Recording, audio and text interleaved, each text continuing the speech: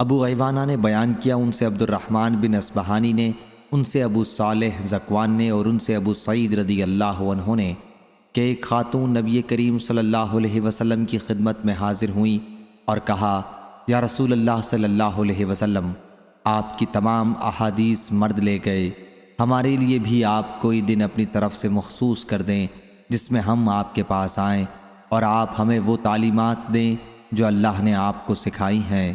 حضرت صلی اللہ علیہ وسلم نے فرمایا کہ پھر فلاں فلاں دن فلاں فلاں جگہ جمع ہو جاؤ۔ چنانچہ عورتیں جمع ہوئیں اور حضرت صلی اللہ علیہ وسلم ان کے پاس آئے اور انہیں اس کی تعلیم دی جو اللہ نے آپ کو سکھایا تھا۔ پھر آپ صلی اللہ علیہ وسلم نے فرمایا، تم میں سے جو عورت بھی اپنی زندگی میں اپنے 3 بچے آگے بھیج دے گی، یعنی ان کی وفات ہو جائے گی، تو وہ اس کے لیے دوزخ سے رکاوٹ بن جائیں گے۔ اس پر ان میں سے ایک خاتون نے کہا، یا رسول اللہ صلی اللہ علیہ وسلم، 2؟ انہوں نے اس کلمے کو 2 مرتبہ دہرایا۔ پھر حضرت صلی اللہ علیہ وسلم نے فرمایا، ہاں 2 بھی یہی درجہ رکھتے ہیں۔ صحیح بخاری حدیث نمبر 7310۔